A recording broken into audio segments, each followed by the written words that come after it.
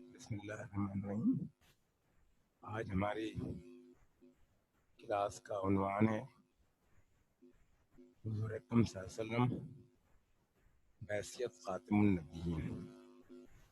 آپ کو پتہ ہے کہ حضور اکرم صلی اللہ علیہ وسلم تمام انبیاء کے سردار ہیں، تمام دنیا کے لیے، کائنات کے لیے رحمت بنا کر بھیجے گئے، اور آپ کا یہ وصف ہے کہ آپ خاتم النبیین ہیں، آپ کے بعد اب کوئی نبی نہیں آئے گا، آپ پر سلسلہ رسالت ختم ہو گیا۔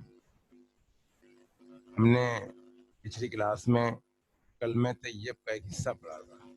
آپ کو پتہ ہے کہ جو پہلا کلمہ جسے پڑھ کر انسان دائرہ اسلام میں داخل ہوتا ہے وہ کیا ہے؟ وہ ہے لا الہ الا اللہ محمد رسول اللہ۔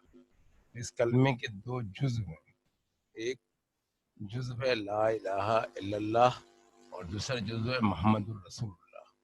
پہلے جزو کو ہم کہتے ہیں کلمہ توحید اور دوسرے جزو کو ہم کہتے ہیں کلمہ رسالت۔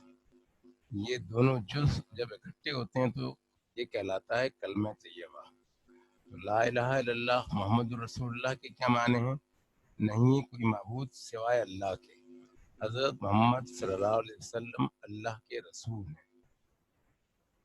اس سے پہلے کہ ہم حضور اکرم صلی اللہ علیہ وسلم کی بعثت اور آپ کی ختم نبوت اور آپ کے رحمت للعالمین ہونے اور آپ کے سید الانبیاء ہونے اور آپ جس مقصد کے لیے اور مشن کے لیے بھیجے گئے تھے اس پر بات کریں، ہم یاد دہانی کے طور پر ایک مرتبہ پھر ہم اعادہ کریں گے کہ آخر انبیاء کی بعثت کا مقصد کیا ہے، اللہ تعالیٰ نے انبیاء کو کیوں مبعوث فرمایا۔ تو سورہ نحل میں اللہ تعالیٰ فرماتے ہیں وَلَقَدْ بَعَثْنَا فِي كُلِّ أُمَّةٍ رَسُولًا أَنِ اعْبُدُوا اللَّهَ وَاجْتَنِبُوا الطَّاغُوتَ۔ ہم نے ہر امت میں ایک رسول بھیج دیا اور اس کے ذریعے سے سب کو خبردار کر دیا کہ اللہ کی بندگی کرو اور طاغوت کی بندگی سے بچو۔ آپ کو ہم نے پچھلی کلاس میں بھی ہم نے آپ سے بات کی تھی کہ تمام انبیاء علیہ السلام جو اس دنیا میں تشریف لے کر آئے ان سب کا ایک ہی کلمہ تھا، اور وہ کلمہ کیا تھا؟ لا الہ الا اللہ۔ تمام انبیاء نے اسی ایک کلمے کی طرف تمام انسانوں کو بلایا، جس کے معنی ہیں نہیں کوئی معبود سوائے اللہ کے۔ اب اس کلمے پر ایمان لانے کا مطلب کیا ہے؟ اس کلمے پر ایمان لانے کا مطلب یہ ہے کہ اس بات کا یقین، دل سے اس بات کو ماننا کہ اللہ ہی واحد الہ اور معبود ہے۔ اس کا مطلب یہ ہے کہ بندگی، اطاعت، فرمانبرداری صرف اللہ ہی کے لیے مخصوص ہے۔ جب آدمی اس چیز کا اقرار کر لیتا ہے تو وہ مومن کہلاتا ہے۔ تو مومن ہونے سے کیا مراد ہے؟ مومن ہونے سے کیا مراد ہے؟ مومن وہ شخص ہوتا ہے جو اللہ کے وحدہ لا شریک ہونے کا پختہ یقین اور اس کی ذات و صفات کا علم رکھتا ہے، جو یہ جانتا ہے کہ اللہ تعالیٰ انسان سے کیا چاہتا ہے، اور جو اس بات سے واقف ہے کہ اللہ تعالیٰ کی اطاعت و فرمانبرداری دنیا میں کیسے کی جائے گی، یعنی وہ ضابطہ حیات و قانون الہی کیا ہے کہ جس کے مطابق انسان نے زندگی گزارنی ہے۔ اور پھر تیسری سب سے اہم چیز کہ جب انسان کو اس بات کا یقین ہو گیا کہ میں اللہ تعالیٰ کا عبد ہوں، اس کا بندہ ہوں اور اس کی مرضی کے مطابق مجھے زندگی گزارنی ہے، تو یقیناً پھر اس کی کوئی نہ کوئی جزا بھی ہوگی، کوئی سزا بھی ہوگی۔ جو لوگ اس کی مرضی کے مطابق زندگی گزاریں گے، اس کے دیے ہوئے قانون کے مطابق زندگی گزاریں گے، ان کے لیے جنت ہے، اور جو لوگ اس کی مرضی کے برخلاف زندگی گزاریں گے تو ان کے لیے یقیناً اس کا بدلہ جہنم کی شکل میں ہے۔ تو اس کو اس بات کا مومن ہونے کا تقاضا یہ ہے کہ اسے اس بات کا بھی علم ہو کہ وہ آخرت کی جزا و سزا کا علم رکھتا ہو کہ کس چیز کے بدلے میں جنت ملے گی اور کس چیز کے نتیجے میں وہ جہنم میں ڈالا جائے گا۔ اب ذرا سا ہم اور سمجھنے کی کوشش کرتے ہیں کہ مومن کون ہے۔ ان تمام باتوں کو ماننا ایمان کہلاتا ہے۔ وہ باتیں کون کون سی ہیں؟ وہ باتیں ہیں کہ اللہ تعالیٰ کو وحدہ لا شریک ماننا، دل سے اس پر یقین رکھنا، اس کی ذات و صفات کا علم رکھنا، اس کی مرضی اور منشا کو جاننا، اس کے دیے ہوئے ضابطہ حیات اور قانون الہی سے واقف ہونا، اور آخرت کی جزا و سزا کا علم رکھنا کہ کس کام کے بدلے میں جنت اور کون سے کام ہوں گے کہ جن کے نتیجے میں جہنم میں پھینکا جائے گا. جب آدمی ان تمام چیزوں کو مانتا ہے تو ان تمام چیزوں کو ماننا ایمان کہلاتا ہے. اور جو مان لیتا ہے اس کو کہتے ہیں، اس بندے کو کہتے ہیں مومن. اور اس کا لازمی نتیجہ کیا ہے کہ ایسا فرد جو ایمان لایا مومن کہلاتا ہے تو وہ اللہ تعالیٰ کی اطاعت و فرمانبرداری میں زندگی گزارے گا. جس کا مطلب اللہ تعالیٰ کی اطاعت و فرمانبرداری کا مطلب کیا ہے، اس کے لیے قرآن نے ایک اور اصطلاح استعمال کی ہے، اسلام. اور جب آدمی کلمہ پڑھتا ہے، کلمہ پڑھ کر اللہ پر ایمان لے کر آتا ہے، اس کے نتیجے میں دائرہ اسلام میں آتا ہے، تو دائرہ اسلام میں آنے کے نتیجے میں ایسا شخص کیا کہلاتا ہے؟ ایسے شخص کو ہم کہتے ہیں مومن. اب ایمان کے معنی کیا ہیں؟ ایمان کے معنی ہے کہ اللہ تعالیٰ کو کی وحدہ لا شریک ہونے کا نہ صرف زبان سے اقرار بلکہ دل سے تصدیق اور عمل سے اس کا اظہار. اور اسلام کے معنی کیا ہے؟ اطاعت و فرمانبرداری. جو لوگ اسلام قبول کر لیتے ہیں وہ مسلم کہلاتے ہیں. مسلم کے معنی کیا ہے؟ اطاعت گزار فرمانبردار. تو جس شخص نے بھی کلمہ طیبہ پڑھا اور اللہ پر اس کے رسول پر ایمان لے آیا اور اس نے اسلام قبول کیا تو اپنا تعارف کس طرح کراتا ہے؟ وہ اپنا تعارف کراتا ہے کہ میں مسلم ہوں، یعنی میں اللہ کا اطاعت گزار اور فرمانبردار ہوں.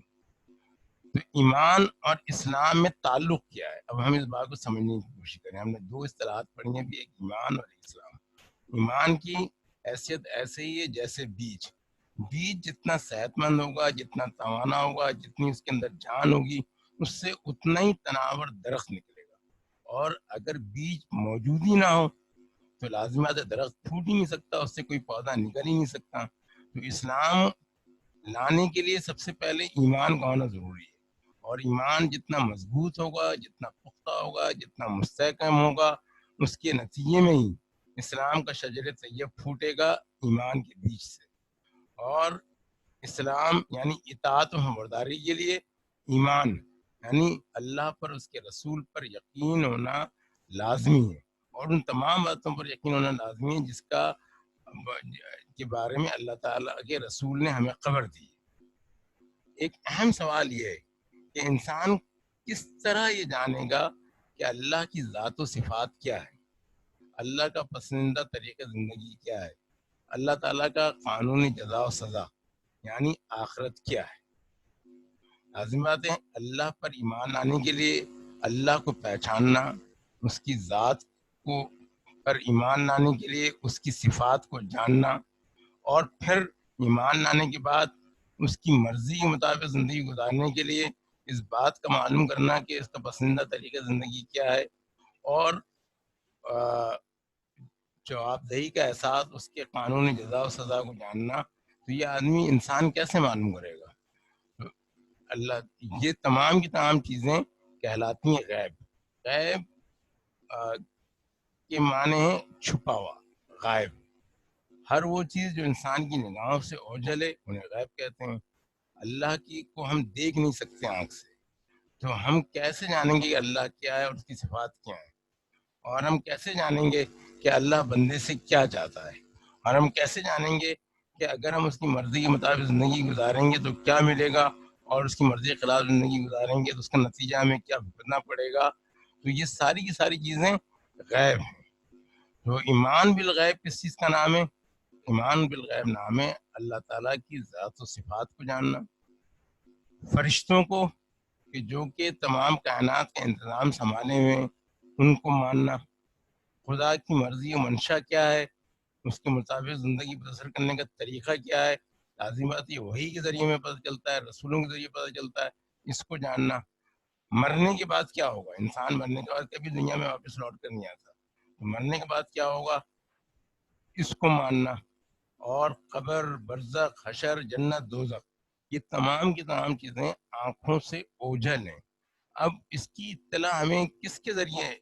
ہم انسان میں کیپیسٹی نہیں ہے، انسان میں یہ اہلیت نہیں ہے کہ وہ ان چیزوں کو از خود جان سکے. تو یہ اللہ تعالیٰ یہ از خود جان سکے. اللہ تعالیٰ کا انسان پر یہ خاص کرم ہے کیونکہ انسان اس چیز کی اہلیت نہیں رکھتا. کہ وہ خود ان باتوں کو جان سکے، تو ان باتوں کو کیسے جانیں؟ ان تمام امور کو بتانے کے لیے اللہ تبارک و تعالیٰ نے انبیاء، رسول اور پیغمبر علیہ السلام کو مختلف زمانوں میں اور مختلف علاقوں میں انسانوں کی رہنمائی کے لیے بھیجا۔